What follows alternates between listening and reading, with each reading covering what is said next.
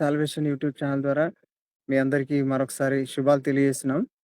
మరి network issues వల్ల మరి లైవ్ కొద్దిగా కట్ అయిపోతుంది. కాబట్టి దయచేసి ఈ యొక్క సమయాన మన మధ్యలో ఉన్నటువంటి చక్కని వర్తమానాన్ని వినిపింపజేస్తారు. మనం దేవుని కృపలో వినడానికి దేవుడు మనకి సహాయం చేయను గాక. బ్రదర్. దేవుని పరిశుద్ధ నామమునకు మహిమ కలుగును గాక. క్రీస్తునందు ప్రియులారా, ది గాస్పల్ ఆఫ్ సాల్వేషన్ అను ఈ ఛానల్ ద్వారా దేవుని వాక్యం వినడానికి చేరవలసిన మీ అందరికీ యేసుక్రీస్తు ప్రశస్త నామమున నా యొక్క శుభములు, వందనాలు. అంతేకాకుండా మీ అందరికీ ఈ నూతన సంవత్సర శుభాకాంక్షలు తెలియజేస్తూ, ఈ నూతన సంవత్సరంలో దేవుడు మిమ్మును, మీ కుటుంబాలను ఇంకా బహుగా బహుగా బహుగా దీవించాలని కోరుకున్నాను. దేవుని యొక్క ఆశీర్వాదాలు మీపై ప్రకటిస్తున్నాను. దేవునికి సమస్త మహిమ, ఘనత, ప్రభావం కలుగును గాక. హల్లెలూయా. మంచిది. కొంచెం ఆలస్యమైంది. ఈ మధ్య జరుగుతున్న డిస్టర్బెన్స్ని బట్టి చింతిస్తూ ఈ ఛానల్ ద్వారా దేవుని యొక్క వాక్యం వినడానికి దేవుడు మనకెంతగానో మరి ఉన్నతమైన తన కృప ద్వారా మనకి మార్గంను సుగమం చేసి మనమందరం క్రీస్తునందు ఆనందిస్తూ క్రీస్తు వాక్యమును ధరించుకుంటూ ప్రతి దినము ఆయన రక్షణ మార్గంలో దేవుడు మనకిచ్చినటువంటి నూతన మార్గంలో, ఈ పరిశుద్ధ మార్గంలో మనం నడవడానికి దేవాది దేవుడు మనకిస్తున్న తన గొప్ప కృపను బట్టి, ఈ మంచి అవకాశాన్ని బట్టి నేను ఎంతగానో దేవుని స్తుతిస్తున్నాను. ప్రత్యేకంగా బ్రదర్ యోహాన్ గారికి నేను ప్రత్యేకంగా వందనాలు తెలియజేస్తున్నాను. కారణం ఏంటంటే వారు దేవుని సేవ పట్ల వాక్యమును అందరికీ అందించబడాలి అని వారికి దేవుడిచ్చిన గొప్ప భారం. అది నిజంగా చాలా అది యూనిక్. ఎందుకంటే దేవుని సేవ చేయడం అంత సులువు కాదు. సరైన సమయానికి అందరికీ అందుబాటులో ఉండడం అదంతా సులువు కాదు. కానీ అన్ని విషయములలో దేవుని యందు నమ్మకంగాను క్రీస్తును ధరించుకొని అనేక మంది క్రీస్తులోకి రావాలి అని దేవుడు వారి హృదయంలో పుట్టించినటువంటి ఈ మంచి ఆలోచనకి నిజంగా నేను దేవుని స్తుతిస్తూ మరొకసారి బ్రదర్కి నేను వందనాలు తెలియజేస్తున్నాను. దేవుడు వారిని, వారి కుటుంబాన్ని బహుగా బహుగా దీవించును గాక. ఆమేన్. మంచిది. ఈరోజు మనం వాక్య సందేశంలోకి వెళదాం. అందరము తలలు వంచి ఒక్క నిమిషం ప్రార్థన చేసుకుందాం. ప్రేమ స్వరూపైన మా దేవా, కృపా కనికరం గల మా తండ్రి, నీ పరిశుద్ధమైన నామానికి మీకే వేవేల వందనాలు, కృతజ్ఞత ఆస్తుతులు ప్రభువా, మీకు స్తోత్రాలు తండ్రి. నా దేవ, నా రాజ, నా ప్రభువా, ఈరోజు నా ప్రభు రాజా మేమందరం నాయన నీ పాదాల చెంతకు వచ్చి నాయన ప్రభువా, నీ మాట విని రాజా, నీ మాట నేర్చుకొని రాజా తండ్రి నాయన మమ్మల్ని మేముగా నీ సన్నిధిని సమర్పించుకోవడానికి రాజా ఇదిగో ఈ రోజు ప్రభు రాజా నా తండ్రి రాజా నీ పాదాల దగ్గరికి వచ్చి ఉన్నాము. నా తండ్రి దయతో మమ్మల్ని అంగీకరించమని ప్రార్థిస్తూ రాజా, మీరు మాతో మాట్లాడమని ప్రార్థిస్తూ అడుగుతున్నాం తండ్రి. స్తోత్రం నాయన ప్రభువా, నీ మాట మాత్రమే దేవా మమ్మల్ని ఆదరించగలదు నా ప్రభువా. స్తోత్రం నాయన, నీ మాట మాత్రమే మాకు ధైర్యం ఇవ్వగలదయ్యా. స్తోత్రం ప్రభువా, నీ మాట మాత్రమే మాకు వెలుగుని ఇవ్వగలదు రాజా. స్తోత్రం ప్రభువా, నీ మాట మాత్రమే మాలో జీవమును కలిగించగలదు ప్రభా. స్తోత్రం నాయన, నీ మాట మాత్రమే నిత్యము నడిపించగలదు నా ప్రభా. స్తోత్రం తండ్రి రాజా. ఇదిగో అట్టి నీ జీవపు మాటల కొరకే ఈ రోజు ఆశతో ఎదురు చూస్తున్నాం తండ్రి రాజా. కృప చూపించి నడిపించమని ప్రార్థిస్తున్నాం తండ్రి. స్తోత్రం నాయన ప్రభా. ఈ సమయంలో నా దేవరాజా, నా నోటి మాటలు దేవరాజా మా అందరి హృదయ ధ్యానాలు నీ దృష్టికి అంగీకారంలో నడిపించండి. మీ నామానికి మహిమ చెల్లిస్తున్నాం. యేసు నామమును బట్టి ప్రార్థించి అడిగి వేడుకొని పొందున్నాం తండ్రి. ఆమేన్.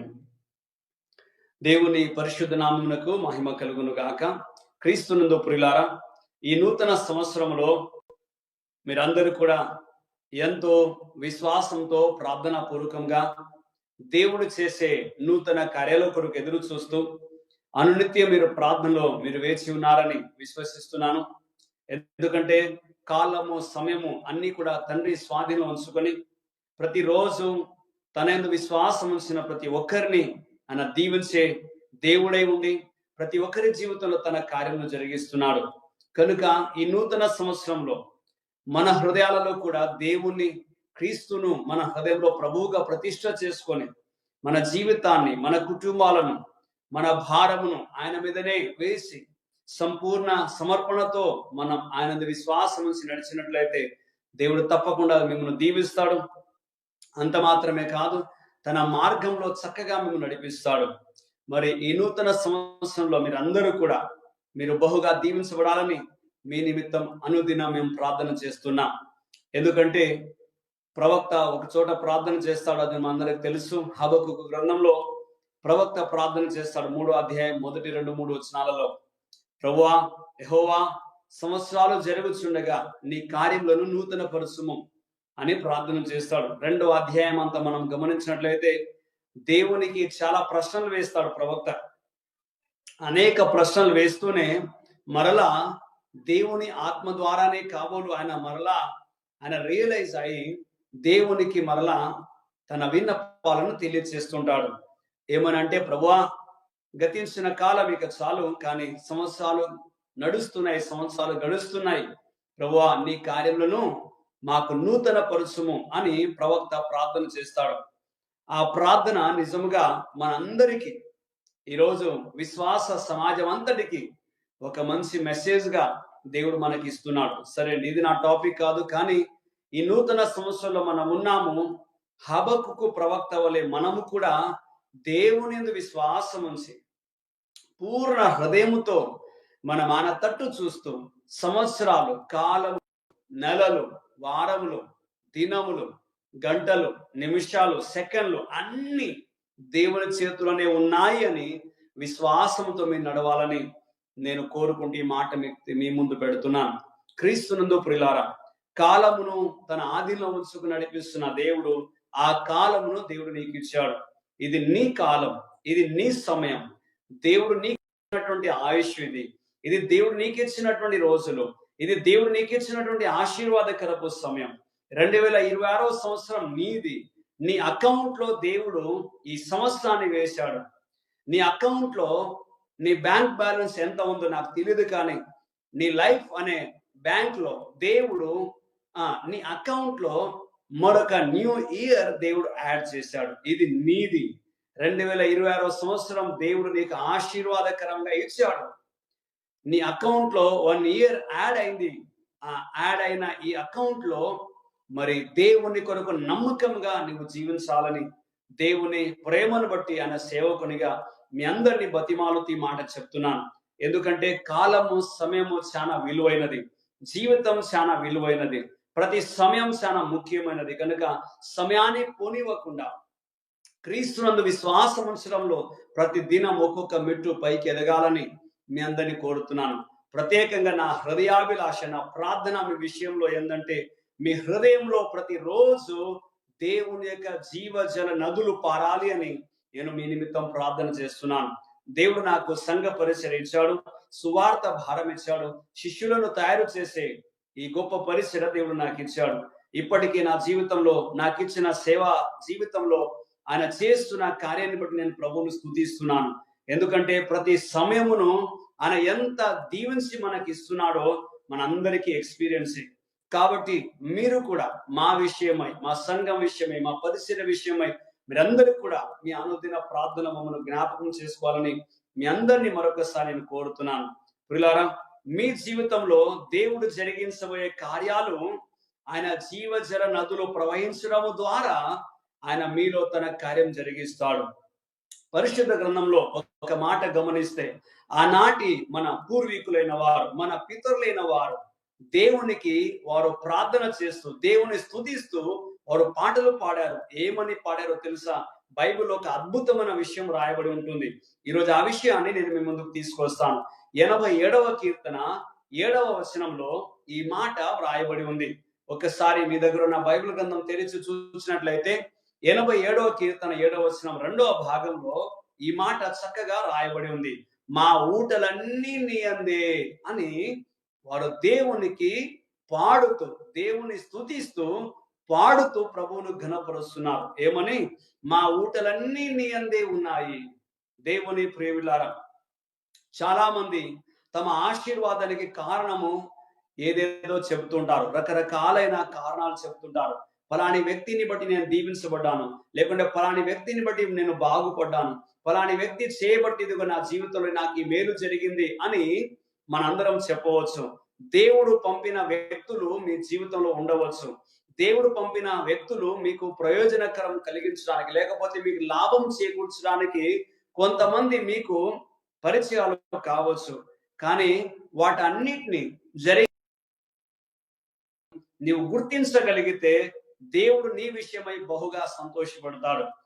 అయితే ఇక్కడ మనం చూస్తున్నాం ఏమనంటే, మా ఊటలన్నీ నీ అందే ఉన్నవి. ఈ మాట నీవు గమనించినట్లయితే, ఈ మాట నీవు విశ్వసించినట్లయితే, నిజముగా నా ఊటలన్నీ కూడా ప్రభువా నీ అందే ఉన్నాయి అని నీవు విశ్వాసముతో ఈ మాట చెప్పగలిగి, ఈ పాట నీవు పాడగలిగితే, ఆనాడు కోరాహు కుమారులు ఈ పాట పాడినట్లుగా ప్రభువా మా ఊటలన్నీ నీ అందే ఉన్నాయి అని వారు పాడి స్తుతించిన రీతిగా, ఇదిగో ఈ నూతన సంవత్సరంలో నీవు అదే పాట పాడి ప్రభువును ఘనపరిచినట్లయితే, నీ ఊటలు నిజంగా ప్రభువునందు ఉండి నీ జీవితంలో, నీ హృదయంలో ఒక మంచి పారేడి సెలయేరుగా, జీవజల నదిగా మీలోకి ప్రవహిస్తుంది అనే సంగతిని ప్రియులైన మీ అందరికి నేను జ్ఞాపకం చేస్తున్నాను. ఒక మాట పరిశుద్ధ గ్రంథంలో మనం గమనించినట్లయితే, యోహాను సువార్త 7వ అధ్యాయము 37వ వచనంలో మనం దేవుని యొక్క మాటను మనం గమనించినట్లయితే,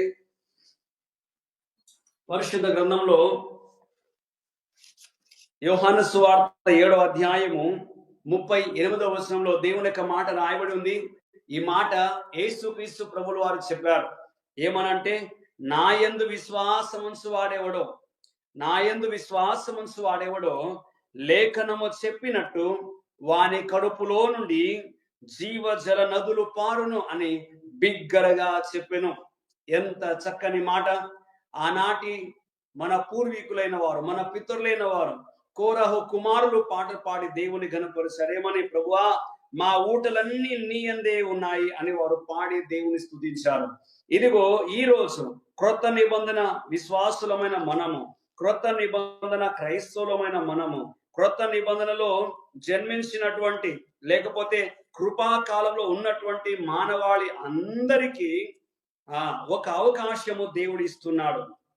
ఆనాటి ప్రజలైతే ప్రభువా మా ఊటలన్నీ నీ అందే ఉన్నాయి అని వారు పాడినట్టుగా, ఈ రోజు కూడా నీ ఊటలన్నీ క్రీస్తునందు ఉన్నాయని నువ్వు గుర్తించినట్లయితే, ఇదిగో ఆ క్రీస్తునందు విశ్వాసం ఉంచినట్లయితే, యేసు క్రీస్తు ప్రభు తన మాట ద్వారా చెబుతున్నాడు, ఇదిగో మీ కడుపులో నుండి జీవజల నదులు పారును అని చెప్తున్నాడు.